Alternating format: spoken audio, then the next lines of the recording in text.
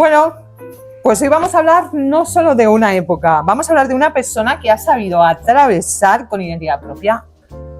Mani, gracias por sentarte aquí conmigo y darme la oportunidad de darte esta entrevista. Gracias a ti, gracias, si no, no estaríamos aquí. Faltas tú y no estamos. No estamos, no faltaría. Estaría yo solo. Ahí está. Bueno, vamos a conversar con calma y sobre todo con perspectiva. Bueno, vamos a ver. Yo quiero preguntarte, Mani, naciste en Vigo. A los 4 años te trasladaste a Alemania. Un cambio profundo como para cualquier niño, ¿no? que hace un viaje de ese tipo, ¿no? Me gustaría que nos hablaras con calma de ese tránsito entre culturas, ¿vale? ¿Cómo recuerdas aquella infancia dividida entre dos mundos? ¿Qué sensaciones se te quedaron grabadas y cómo crees que Galicia y Alemania influyó en tu carácter, ¿no? Pues realmente todo se basa en como vivir dos mundos paralelos, ¿no? Al final, y así llevo toda la vida. Ahora tengo más de 2 mundos paralelos. Mi infancia hasta los 4 años se quedó ahí en stand-by. Luego viví hasta los 17 mi etapa alemana.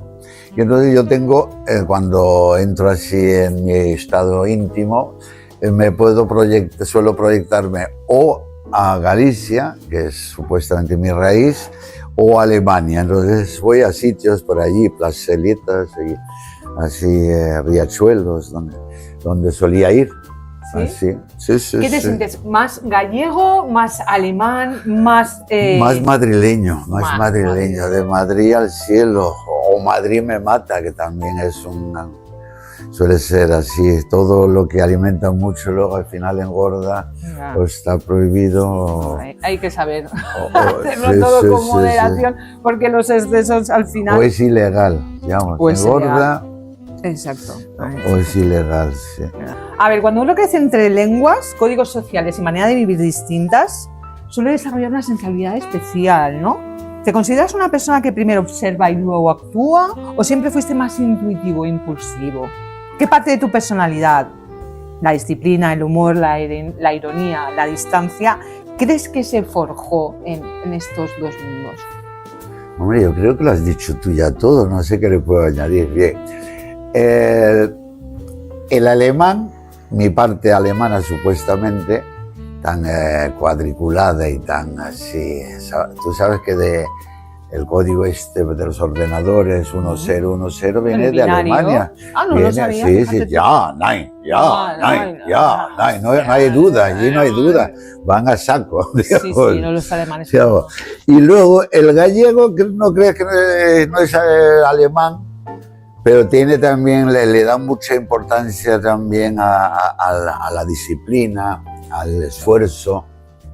Allí en Galicia, por ejemplo, un padre de familia pega a la mujer y a los hijos y no pasa nada. ¿Por qué? Porque es muy trabajador. Y si eres muy trabajador y muy serio, son 2 cualidades, lo demás se te perdona, por ejemplo, en Galicia. En Alemania no, ahí son muy educados. Son tan educados que no viven en sí, viven como en un estado como sin vivir, ¿no? Como totalmente sin las emociones reales, como nosotros los latinos las sentimos, ¿no? Digamos, ellos lo sienten que para decir, qué sé yo, para cualquier emoción que a nosotros nos sale natural, o incluso en Sudamérica ya es un exceso, mi amor, sí. Allí, como lo saben que tienen que cambiar de actitud, por ejemplo, si hay una flor, dicen, ¡ah, das schöne Blume! ¡Ah, das ist so schön! Cuando se nota que está sobreactuado y está fuera de contexto, ¿no? Sí. Pero como ellos no sienten, tienen una forma no sienten como nosotros. Claro que sienten, pero por ejemplo, ahí no hay celos. Pero es que fíjate qué cosa tan curiosa, ¿no? Porque vienes de una infancia donde toda tu educación o toda tu formación es como muy vikinga, ¿no? Es como... Y sin embargo luego tu carácter es totalmente distinto, ¿no? Sí, no, uno suele ir a contrapunto, ¿no? Digamos, si tu padre es facha, yo anarca, y si yo anarca, mis hijos facha. Y hay siempre ese tipo de tal. Yo sí, no, yo realmente no me caen ni bien los alemanes ni me caen bien los gallegos. No. Me caen bien los de Madrid porque no es de nadie, son la gente que es de todos lados del mundo, es cosmopolita, están todos ahí revueltos. Pero así cualquier onda así muy radical a mí no estoy va por ello, contigo. no. Bueno, luego entraremos en toda esa parte de Madrid porque yo sé que es algo súper importante para ti. Pero bueno, hay una pregunta que sí que te quiero hacer por curiosidad, porque tu nombre no es Mani. No. Tu nombre, Mani, cuéntanos con detalle cómo nace, en qué contexto, por qué te llaman así. Pues nada, la vuelta a los 17, a los 18 más o menos, empezaba a relacionarme con, claro, en Vigo, en aquella época que habíamos 4 peludos, no había más. Entonces se añadían unos cuantos que estudiaban en Santiago y yo era el alemán, evidentemente, como no hablaba bien español, pues era el alemán, ¿no? Y entonces ellos más finolis decían el Germany, ¿dónde anda el Germany? Y Germany, money. Realmente, ¿no? Y luego, evidentemente, ya porque suena artísticamente, por darle una orientación, suena más money more,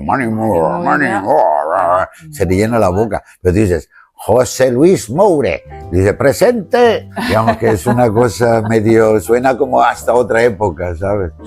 O sea, que tú volviste a España cuando volviste con 17 y tú No, pero ya había estado, vine de vacaciones a los 9, a los 12. Pero no te defendías con el español así muy... No, porque mis padres casi, yo me crié, soy como el del libro de la selva, yo me crié en la Selva Negra, solo, desde los 7 años solo, siempre solo. Digamos, mi madre me daba el desayuno dormido, así. ¿No tienes hermanos, Mani? No. Fíjate. Sí, para que veas. Y con ese tipo de estar en la Selva Negra y entre alemanes, que yo era un alemán más, pues a esas edades, a los 6 años yo era un alemán más. No, claro. Y yo entré así en una cosa muy mía, ¿no? Creo. Que de ahí creo que proviene la cierta parte artística, en el caso que la haya. Viene como de años y años de soledad, de estar ante ¿no? Yo conmigo mismo, ¿no? Y me las arreglaba, ¿no? Sí, porque los gallegos inmigrantes de aquel momento iban a ser las Alemanias, igual que mi tatarabuelo iban a ser las Américas, ¿no? Madre mía, tienes Claro. ahí tienes toda una raíz genealógica del partido. Tengo familiares en Argentina, ahora tengo más, tengo hasta un hijo y 2 nietas. Madre mía. Y un amor ahí, Bueno, para que tú veas todo lo que tengo. De eso si quieres, luego si quieres hablamos de eso un poquito. Bueno, vamos a ver. Volvemos a Alemania, vamos a Galicia y cuando regresas a España y comienzas a establecerte en Madrid, ¿cómo es el salto desde Galicia a ir a Madrid? Cuéntame un poco. Pues nada, llegué con mi talento musical, me puse a tocar ahí en Galicia en clubs y a aquella se tocaba a diario. Ajá. Sí, hacías 3, 4, 5 pasas al día fácilmente. ¿Qué edad tenías entonces? 18, 17, 18, Buah, 19. 19 a la Mili, León, el Ferral de León. Y de ahí a Madrid. Ostras. Tenía un amigo allí, el batería del grupo famoso Los New, Felipe, que me dio la orientación, me llamó y tengo un grupo que buscan a un líder, bajista. ¿Y la música te la inculcaron a nivel familiar? ¿Es algo que se te despertó a ti porque por lo que veo empezaste, casi naciste con ella, ¿no? Sí, yo creo que el origen fue una noche buena, que dentro de los regalos que me hicieron, mis papás, lo típico, había una espada. Creo que de repente hasta era el único regalo, hablo como si fueran ahí un montón de para nada, un regalo, 2, yo qué sé. Y entonces había una espada de plástico y dije yo, ¿qué hago yo con esto? A jugar a los... No, dije, voy a quitarle la funda. Lo que es la funda de plástico, le he hecho un agujerito, recorté un agujerito, le he hecho unas mañas aquí, otras aquí, cogí unas gomas de plástico, las uní y ya tenía un banjo, ya tenía una guitarra. ¿La hiciste tú, tu primera Que guitarra? no, luego hice dos más. Hostia. No soy luthier, ¿no? Pero en aquella época es que o te lo hacías tú o no. Pero nadie te regalaba una guitarra. Luego sí, mi padre me regaló una a los 12 aquí, cuando vinimos de vacaciones a España. Ya ves. Pero realmente y que todos los fin de año, Nochebuenas, mi padre, anfitrión gallego típico, invitaba a todos sus amigos, como él venía, al llegar a Alemania estaba en una residencia, donde trabajaban todos juntos en una misma fábrica y todo ese rollo, ¿no? Y entonces ahí él tenía sus amigos íntimos y sus mujeres, porque muchos habían llevado también a sus compañeros o habían tenido ahí. Y entonces él montaba las fiestas. ¿Y quién estaba siempre solo y abandonado? Ay, pobre. ¿Y qué tenía que hacer? Pues era el DJ, era el que ponía los discos, evidentemente, y yo, mientras que sonaba el disco, yo tocaba encima. Bueno, entonces, evidentemente. yo creo que de casta le viene, ¿no? Porque tu padre es y ya Mi le padre, gustaban los saraos, sí, mi padre quería ser clarinetista, pero no había dinerito para comprar. Hizo todo lo del solfeo, pero a la hora de llegar de comprar ya el clarinete para entrar en la banda, su madre le quitó la idea, porque en aquella, era la posguerra, del 42, cuando él tenía esa edad, el plantearse un gasto con un clarinete era implanteable. Entonces le quitó eso de la cabeza, pero él siempre se quedó con... Y mi madre no paraba de cantar, digamos, todo lo que era hacer las tareas de casa eran cantando boleros. ¡Ostras! Vida, Pero escucha, entonces... Algo se habrá pegado, ¿no? Digo yo. No, hombre, al final sí. Hombre, no tiene que ser fácil pasar una posguerra en Galicia, ¿eh? Con toda la hambruna que pasó en aquel momento. ¡Buah! No sabes tú lo que es eso. Yo vengo... Digamos, soy el que heredé, otra vez, tantas veces que me la repitió mi padre, sobre todo mi padre, porque mi madre es de familia supuestamente bien, porque venían de los emigrantes americanos. Mi abuelo había hecho fortuna en América y llegó allí, medio pueblo era suyo ya, ¿no? Pero mi padre era de pobre, tan pobre de que a su padre le mataron en Teruel. Y a los 7 años se quedó sin padre y a los 9 años estaba en la cantera picando piedra, así de crudo, ¿no? Digamos. Entonces tengo una referencia muy ahí, ¿no? Muy bonita, muy de aquel momento, ¿no? Yo me imagino que no tienes que pasar desapercibido una vida así con unos padres que han luchado tanto, ¿eh, Mani? Pero bueno, vamos a irnos a Madrid, ¿qué te parece? Cuando llegas llegamos a Madrid. Vamos a llegar a Madrid, vale, cuando llegas a Madrid, previo a la explosión cultural de los 80, ¿no? Porque tú cuando llegaste a Madrid, ¿qué época era aproximadamente? 79, 80. Vale, 79. Estaba ya Franco, que acababa de morir hacía poco, plena transición, gobierno, bueno, ¿no? Allí y todo. Me gustaría que me describieras cuando tú llegaste a la ciudad, con detalle, ¿eh? La energía de las calles, el ambiente en los bares, la sensación de libertad que empezaba a respirarse, porque era ya algo evidente que estaba empezando a cambiar después del franquismo y toda aquella movida. Madrid tenía que ser un auténtico hervidero, ¿no? Se dice que el lunes empezaba el fin de semana, o sea que siempre era fin de semana. Digamos, yo tenía locales, monté locales durante años, ¿no? Vi todo el cambio que hubo de venir de abrir solo los fines de semana, a empezar a hacer eso a diario, ¿no? Lo que era la movida madrileña. Y yo realmente tuve la suerte de llegar a mesa puesta, porque, digamos, justamente al salir de la Mili y irme para Madrid, me encontré con el Tierno Galván al mando y todas las posibilidades. Yo tocaba en 3 grupos a la vez y tocaba en 3 sitios y todo el rato era como muy fácil estar moviéndose en el mundo del arte, que en otros momentos o está subvencionado o ni siquiera, pero en aquel momento más o menos todos los que rulábamos por los locales de Madrid, evidentemente juntando dinerito, hacías un dinero al mes que hoy en día es implanteable.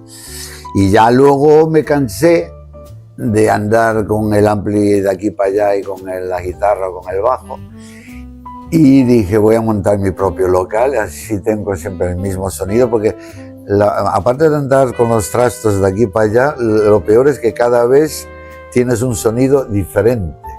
Y el jugar en casa es que es una maravilla, hombre, porque claro, haces clic, y estás sonando, no como cada vez que llegas a un sitio, porque la acústica es diferente, todo es diferente, y los nervios de que tienes que estar a tal hora probado y cosas de esas. Lo de estar en casa, por eso monté aquí el MEC. El MEC. Sí, sí, sí. Ya ves. O sea, tiene que ser también una historia, ¿no? Plena transición, generándose con todas las movidas que había en aquel momento, de la democracia y demás. Allí en Madrid habría como una burbuja de gente con ganas de hacer cosas, con gente como que de romper, ¿no? Era todo como... Vamos a contar la verdad, ya que nos ponemos. Para mí es un clásico lo que en los BlaBlaCars lo he contado más de una vez, a mi amada se lo he contado otras veces, que es la de cómo se encendió la mecha de la movida madrileña. Y hables de cualquier fenómeno malo o regular, o digamos hasta guerras, o siempre las sustancias estuvieron por medio. Yeah. Cuando Franco se quería quitar a los del Grapo, a los de la ETA, toda la heroína iba para Galicia o para Bilbao. Entonces, siempre hubo algo así, ¿no? En este caso yo creo que fue, el polvo blanco fue hacia algo que luego destruyó como siempre, pero es así. Originalmente el cuento es el siguiente: ¿por qué se escribe la movida con V de Vigo? Exacto. La movida se escribe con V de Vigo porque el 80% de los grupos eran de Vigo. Alcalina Federal, los Golpes Bajos, Siniestro Total, los Resentidos, todos. En Madrid que había supuestamente Gabinete Caligari, Alaska, Almodóvar, todo ese rollo que montaron allí. Pero, ¿y cómo pasó todo? De que Julián, los Siniestros, Julián y toda la panda, todos los fines de semana cogían el Ríos Baixas, llegaban a Madrid, a la Estación del Sur, y empezaban a hacer la ruta de todos los locales madrileños. Y llegaban el viernes por la tarde con una bolsa así. Sí, hasta ahí viene todo el origen. Sí, sí, sí. Y el domingo al mediodía, sin dormir, claro, mientras que habían ya inyectado a medio Madrid, bueno, yo tenía varios locales y pasaban por todos los locales que se tiraban 2 horas, 3 horas, pero en esas 2, 3 horas era ida y vuelta al baño, invitando a todo el mundo, ¿sabes? Porque la fariña era... estaba barata, ¿no? Entonces, así entraban por la puerta grande, el tímido gallego, tímido tal y cual, se hizo grande con la cocaína, ¿no?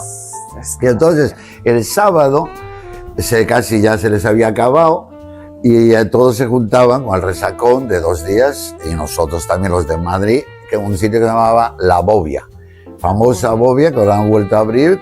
No tiene nada que ver con la bobia de aquella, pero usaron el nombre porque es mítico, es como si hablas del Rocola o del Yasta o tal. Son nombres que se quedaron ahí en el recuerdo, la memoria colectiva. Y entonces ahí era como ya el mejunje que se juntaban los de que venían de afuera, porque no es la movida madrileña. No es tanto la gente de Madrid, los 4 pijos, ¿no? Que tenían dinero y tenían para comprarse una guitarra o no. Tiene mucho que ver con los que venían los fines de semana, como cuando luego pasó lo de aquí de Valencia, sí, la ruta del Bacalao. Eso es lo que venía tropecienta gente a claro, aquí, no era solo la gente de Valencia. Claro. Nos han tachado los valencianos con la movida, pero esto se ve que es histórico aquí. Y entonces la mecha de lo que es... De ahí viene de la movida con V de Vigo, la encendieron los gallegos con el polvo blanco, evidentemente. Y eso repercutió hasta un punto de que ya ves, aparte que luego nosotros pasamos durante años bajo esa influencia, ¿no? Digamos que todos los políticos de aquel momento, ¿Te acuerdas de lo de que las pruebas que hicieron en el Senado, Sí. en los baños del Senado, y aquello era También. un escándalo, ¿no? Porque claro, Felipe, todos estaban metidos en él. Porque en el momento aquello estaba muy bien visto, así como la heroína estaba muy mal vista, que era lo espiritual, hasta lo artístico, por lo menos energéticamente la heroína es como un viaje muy a otra dimensión. La cocaína es voy a hacer mucho, pero al final te quedas en eso y no haces casi ya nada. Pero al principio haces mucho hasta que dejas de funcionarte. Claro. Pero en vez de trabajar 4 horas, ya trabajas 16 sin parar, ¿no? Porque Claro. No, si es que al final la noche, la música y todo engloba también todas estas... ¿Cuántas canciones que oímos hoy en día se han grabado durante noches enteras bajo la influencia de la sustancia para grabar cualquiera de los discos que tú oyes de hoy en día? Están bajo esa influencia, sin duda, porque era normal estudio de grabación. Yo recuerdo toda la vida me tiré en el estudio de grabación y el rollo de voy a hacerme otra toma, vamos allá, vamos. Eso era parte del decorado, digamos. Madre mía. Bueno, a ver, entonces tú tenías tus locales en Madrid, ¿vale? Y allí iba a ensayar la gente, ¿no? Como me contabas. No exactamente. ¿No? Y ahí ensayaba yo. Pero tú. yo era la gente también a la vez. ¿No? Luego se convirtió en lo que ya está, hay un disco, se llama La Troupe. La Troupe, ya está La Troupe en este caso, porque empezaba el primero, este es el número 22. 2 patitos. Empezó La Placa, luego el San Mateo, luego el Nevada, y luego ahí empezó la trilogía, casi más o menos ya está, casi donde aparecieron los toreros, digamos, no aparecieron los toreros. Pablo, que en vez de estar como siempre todas las noches, como Pedro y Pablo, que era el dúo que era de la época de la Bola de Cristal, Pedro y Pablo. Como se había quedado ahí solito, pues se subía después de toda la jam y tal conmigo y hacíamos un show que era él con su libreta, yo con una caja de ritmos y un bajo de 6 cuerdas, armonizándole. Cada día lo tocábamos cualquier de estos. Yo me llamo Javier o Agüita Amarilla. Antes de tener esta música habrá tenido cientos, no, pero cada noche lo hacíamos de una manera hasta que al final ya... Y realmente es el génesis de Toreros viene por ese lado, digamos, es el grupo de todos los grupos que he creado, o bares. Si esto es el 22 grupos, no sé por dónde andaré, 60, yo qué sé, las formaciones que tendré detrás. Y el único que más, o el que más repercutió fue el que no monté. Fíjate, por eso las cosas vienen de arriba, así es. O sea que entonces, ¿cómo surgió la idea de montar un grupo entonces con Pablo? No hubo nunca la idea. Nunca. Porque ¿quién va a montar un grupo con alguien que ni sabe cantar, ni solo, digamos, él lo que viene del teatro? Yo le eduqué durante un año, hasta que ya llegó Piccolini más o menos, le eduqué de saber hacerle las entradas, y yo le decía, 1, 2, 3, le daba así, y creo que he bebido. Y al final también, pero él tiene mucho talento. Si él no era, ni hoy en día es por lo como canta, es por su carisma. Claro. Que como él dice, está carísimo. Es una cosa que, vamos, es que es lo que él más vende. Él vende más carisma que otra cosa.